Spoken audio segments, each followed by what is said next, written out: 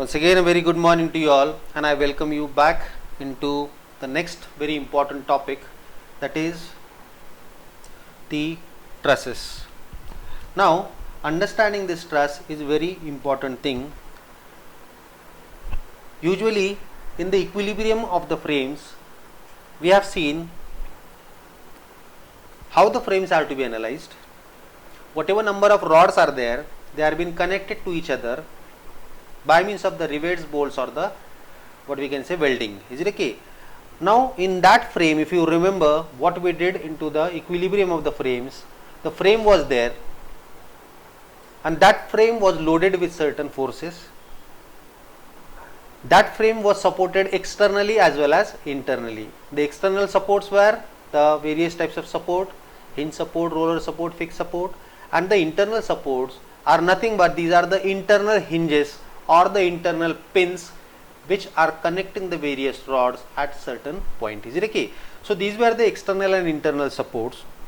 So one thing we have understood out of the frames, that it is a composition of, or it is a rigid structure made up of straight rigid bars. Is it okay? So the same philosophy we are going to apply now and try to understand what are the trusses. Is it okay? So let us understand what are the trusses. So if I have to define that particular truss, I would say truss is a rigid structure. Truss is what? Truss is a rigid structure which is made up of what? Straight rigid bars, and which are connected at their ends by means of rivet, welds, or bolts. Is it okay? So if you compare the definition of a frame what I told you earlier, it is as good as the same one. Is it okay? There is a very thin line difference between a truss and a frame that we are going to see in the coming slide. So here at this moment, why I say this truss is forming a rigid structure, the reason is I told you whenever I was talking about a frame, if you imagine that particular frame, any frame which we have taken, it was usually a composition of multiple triangles connected to each other, and that time I have made you very much clear that the triangle is the only geometrical figure which is very rigid. Is it okay? So here trusses are also been formed due to the various formation of triangles, because of which I could dare to say that it is going to form a rigid structure. Now how it is been formed? It is been made up of straight rigid bars. So whatever bars we have, they are initially straight and they are not flexible, they are rigid. Is it okay? So in order to get a rigid structure, we are using certain rigid bars, and all these bars are connected to each other by means of rivets, welds, or bolts. Is it okay? And later on these rivets, welds, and the bolts are assumed to be the frictionless hinges. Try to understand this particular thing. I have made you clear about this particular rivets, welds, and bolts. These were all treated as the internal pins or internal hinges. Is it okay? So this is what is the understanding of a truss. So what is a truss? Truss is a rigid structure made up of straight rigid bar which are connected to their ends by means of rivets, welds, or bolts. Is it okay? Which all this particular thing what we have talked till now, that is sufficient to keep the structure in the equilibrium. Is it okay? So whatever structure we have, it is made up of straight rigid bar, they are connected to their end by means of rivet, weld, or bolt, and this formation is going to give you a very stable structure which is going to keep the system in the equilibrium. Means whatever truss we are talking about, it will be in the equilibrium when these various conditions are been satisfied. Is it okay? So this is the understanding of the trusses. Now let us see whatever definition we have seen now. Let us see exactly what that truss would be. Is it okay? So this is what I can see on the screen. So there are what? There are straight rigid bars. So there are n number of rigid bars here. Here this A, B, F, E, and D and E. There you can see one gusset plate. This is a plate on which I have black marking. These are nothing but these are the convention to show rivets, welds, or bolts. Is it okay? So according to the definition, what is a truss? Truss is a rigid structure made up of what? Straight rigid bar which are connected to their ends by means of rivets, welds, and bolts. So let us have the formation of a truss out of straight rigid bars and the various rivets and the bolts. Is it okay? So here you can see. So what I had? I had straight rigid bars. Also we have rivets and the bolts. If I connect according to the definition, what I get is called as a truss. Is it okay? So here this is what we call it as a truss. Is it okay? So now apply the definition here. Truss is a rigid structure. This is rigid. Why I can say this is rigid? It is a composition of multiple triangles, and I said triangles are the most rigid geometrical figures. Is it okay? So this is forming a rigid structure. How it is been made? It is been made out of straight rigid bars. There are n number of rigid bars, and how they are connected? They are connected to each other by means of rivet, welds or bolts. So here they are being connected, and this particular silver color or grey color is called as a structural component as gusset plate. It is a plate which is going to gusset this particular truss at this particular support. Is it okay? So this is how we understand a truss. So whatever this particular straight rigid bars we are talking about, these are actually made up of steel sections. Now as far as the sections are concerned, there are different types of steel sections. Usually we see a channel section, a pipe section or an angle section. All these you have seen. Is it okay? Pipe you have already seen. Angles, you might have seen a wire fencing. Is it okay? Usually vertical poles are erected which are made up of steel. Their section is how? They are like this.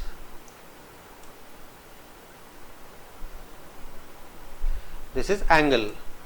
If I say about C section or channel section, this is a channel section. Is it okay? Circular, we already know how is the circular section. Is it okay? These are the various steel sections which are being used to form a truss. So BC is out of these three. Whatever number of members we have here, they are made up of these various steel sections. Is it okay?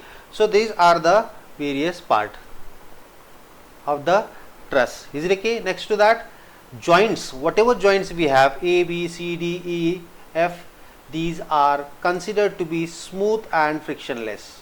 Is it okay? So there is no any friction generated here. They are treated to be smooth. Is it okay? So every time we come across this particular smooth and frictionless hinges. Is it okay? And here these are called as internal hinges. 1, 2, 3 and 4, and whatever number of joints we have formed, whatever connectivity we have, they are called as what? Internal hinges or the pins. All of you got this? So it is made up of steel sections. Steel sections are these. Even there is a rectangular section which is called also as a, what we can say as a box section or double C section. Is it okay? So these are the various sections which are being utilized for forming a truss. As far as the joints are concerned, they are always considered as smooth and frictionless, and for the analysis purpose they are being treated, these joints are treated as the internal hinges or the pin connections. Is it okay? So this is what is the understanding of a truss. I hope you have understood this particular truss.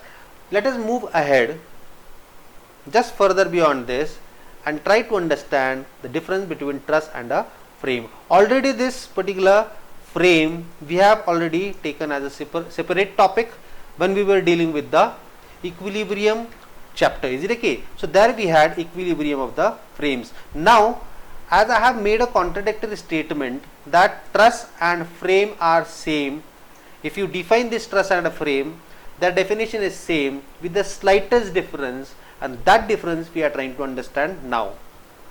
Is it okay? So what are the trusses? Trusses are loaded only at their joint. So this is what is a truss. If it has to be called as a truss, what is the condition? That is to be loaded at the joint. So let us apply the loading on the joint. Is it okay? So at B, at C, at this particular G, F and E. Is it okay? So these various green color are nothing but these are the externally applied load at the various joints. So now I can call this as a truss.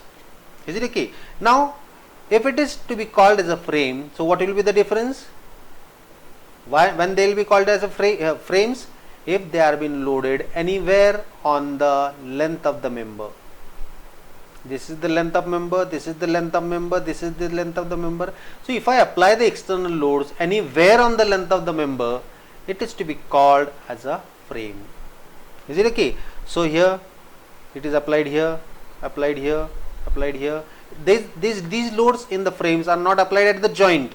They can be applied anywhere on the length of that particular individual member. Is it okay? Then we call it as a frame. Is it okay? I hope you have understood the basic definition of a truss or that particular frame. You have also understood how this truss is to be composed of. These are composed of straight rigid bar. How they are connected? They are connected by means of a rivets and the bolts. Is it okay? And overall it is going to form a rigid structure which is sufficient to keep the system in the equilibrium, or the truss to keep in the equilibrium. Is it okay? We have also understood what is the difference between a truss and a frame. So here is the difference. If the loads are placed on the joint, call it as truss.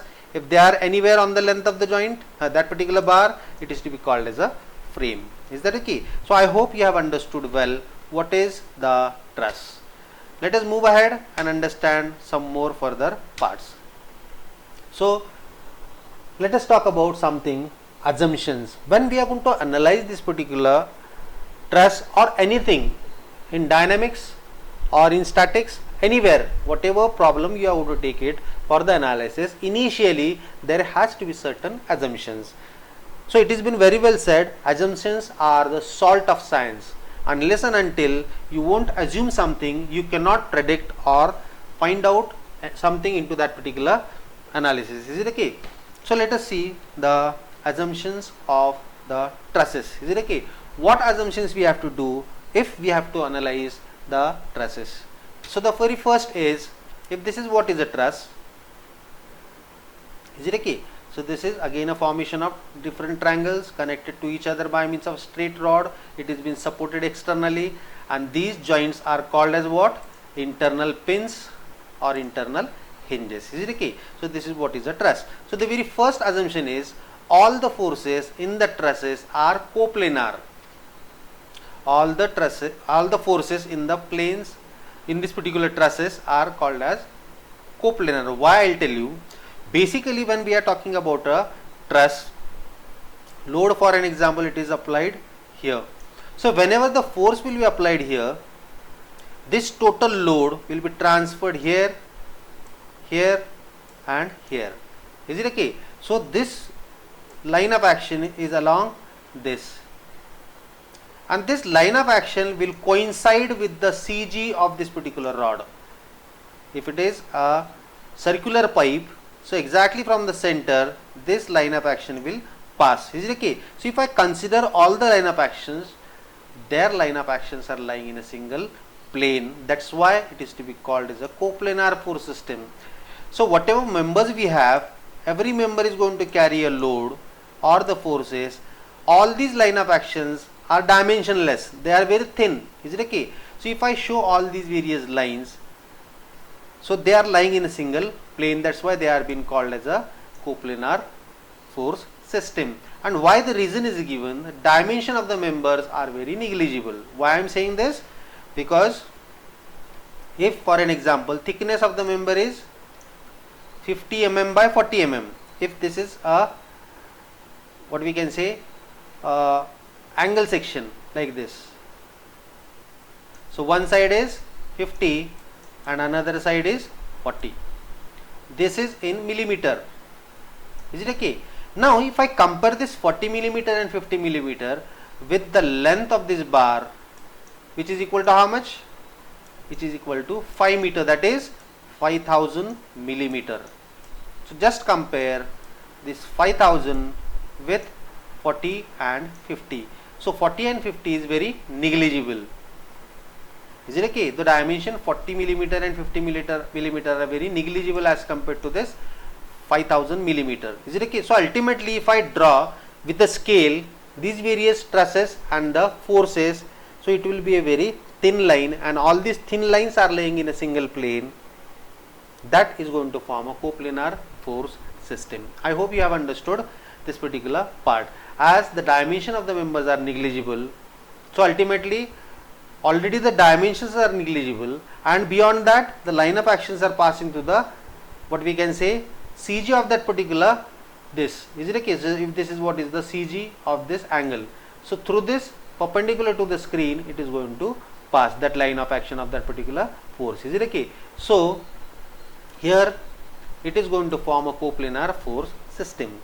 Second thing, same truss, same dimension of the rods, length, along with this weight is equal to 1 meter. Is it okay? So when I say the second assumption, weights of the members are negligible. Why it is so?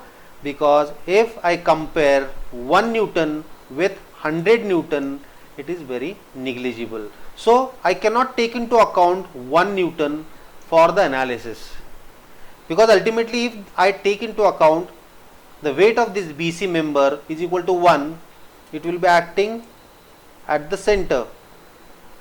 Is it okay?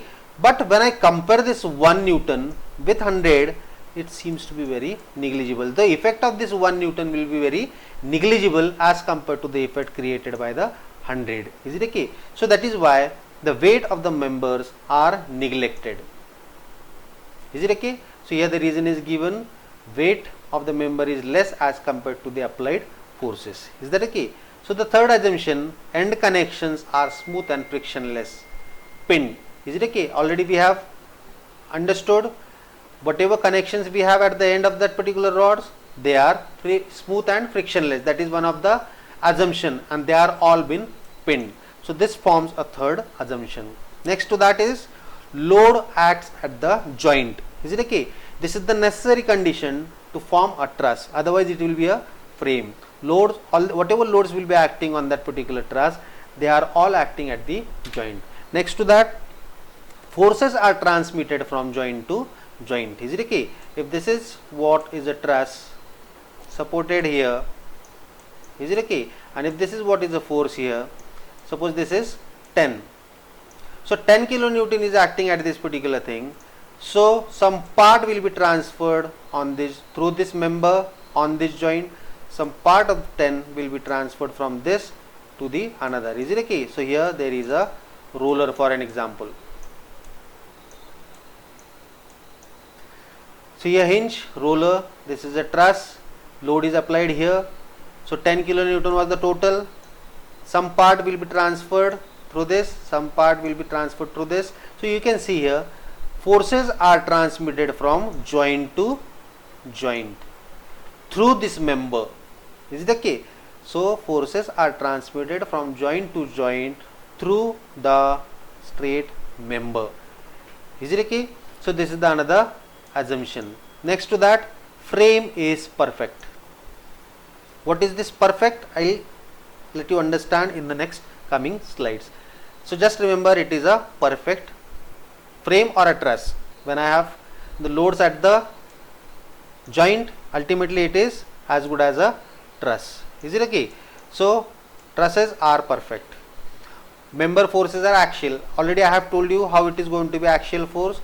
Whatever be the member dimension, it is less as compared to the length.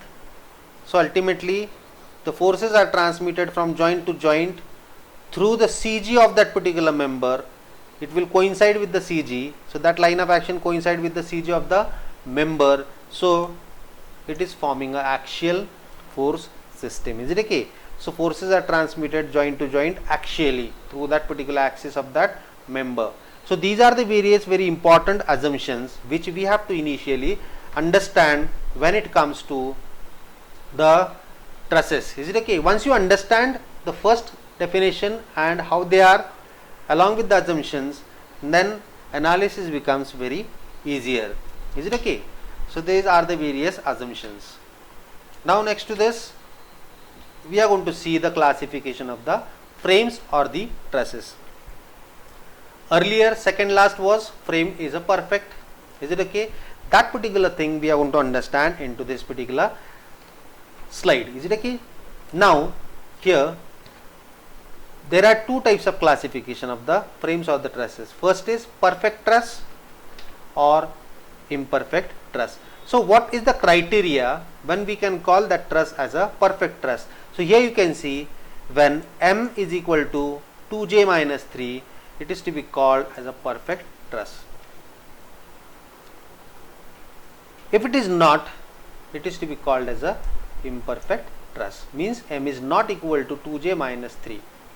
Is it okay? So here from this basic equation m is equal to 2j minus 3, I am able to understand whether it is perfect or imperfect depending upon what is the relationship between left hand side and right hand side. Is it okay? So here m is equal to 2j minus 3, they are equal, so it is to be called as a perfect truss.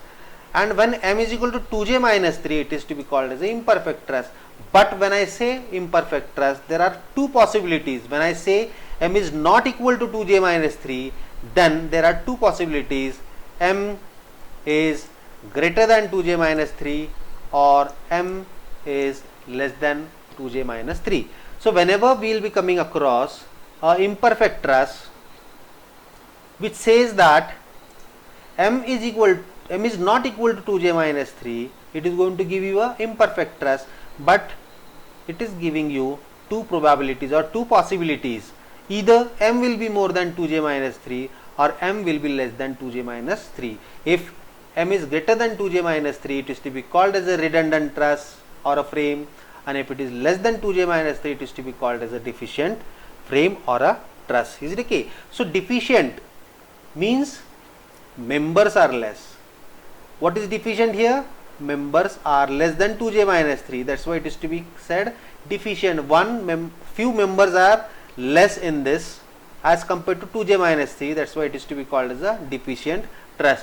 But when m are greater, members are more than 2j minus 3, then it is to be called as a redundant truss. Now let us understand what is this m, 2, j and 3. Is it okay? So here m is equal to number of members. Number of members in a particular truss are designated by m. J is equal to number of joints. J is equal to number of joint. Why 2? Why it is 2? Because every joint is going to form a concurrent force system. If I imagine any of the joint of a truss, all the forces are how? They are axial. And how they are now passing? They are passing through the same point. So this is forming a concurrent force system, and in concurrent force system, how many conditions are available? Sigma fx is equal to 0 and sigma fy is equal to 0. So this 2 signifies those two conditions of equilibrium. Is it okay? What is this 3? If I consider the total truss, this is what is the total truss. So it is forming a coplanar force system. Is it okay? So here in coplanar force system, how many conditions of equilibrium are there? There are 3 conditions of equilibrium. Is that okay? So this is how we have to understand the importance of m, 2, j and 3. So it is just a comparison of number of unknowns to the number of condition of equilibrium.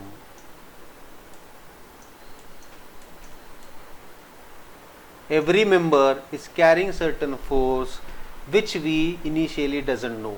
So total number of members will be total number of unknowns, and apart from that, external support reactions will be there. That is been taken into account on the right hand side. So how many unknowns and how many conditions? So at every joint, how many conditions? 2. So if there are n number of joints, so 2 into n minus 3. So these are the 3 is what? When we consider a coplanar force system. It is a different separate topic to understand in depth what is 2j minus 3. I can take 30 minutes on this particular single topic. So it is right now, just understand, when m is equal to 2j minus 3, it is to be called as a perfect truss, otherwise it is imperfect. When it is not equal to 2j minus 3, there are two feasibilities: greater than 3, greater than 2j minus 3 or less than 2j minus 3. If it is greater, redundant. If it is less, deficient. Here members are less than 2j minus 3. Less means what? Deficient. Otherwise it is redundant. All if you got this? So let us see further how that particular perfect or imperfect truss is to be understood. Is it okay? Just watch on this particular truss. What you have to do in this, see how many external supports are there. External supports is equal to. After that, what are those? External supports 1 and 2. What are those? Roller and a hinge. How many unknowns? 1, 2, 3. So external unknowns is equal to 3. Is it okay? Now to find out the internal unknowns, I already told you, if this is a force applied here, the applied force here will be transferred from one joint to the another joint through this member, means these members will be having certain force. Is it okay? And that is the force transferred from this end to the another end. So that is the magnitude of the force carried by the member. Is it okay? After this, first and second, third thing is count the number of members. You know that for understanding the perfect or imperfect truss, we have M is equal to 2j minus 3.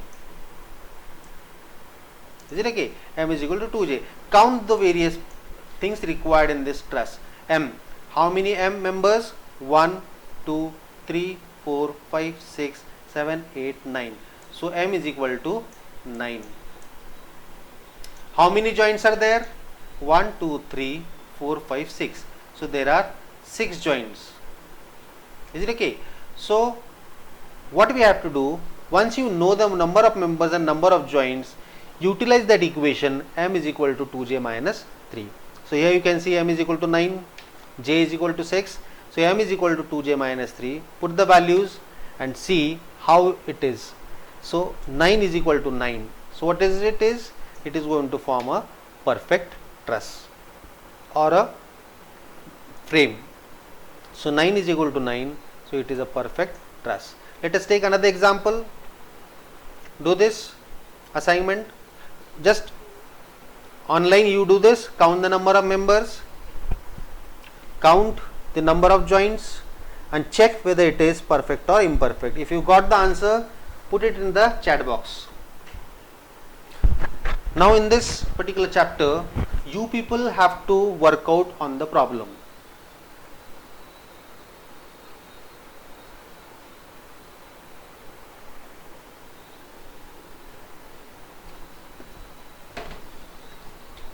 So I will help you out for this problem also. Okay, M is equal to 19. Total number of members are 19. Joints is equal to 11.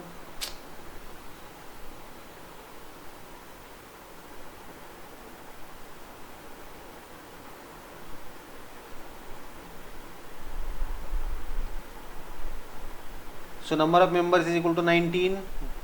Joints, number of joints is equal to 11. M is equal to 2j minus 3 is a ruling equation.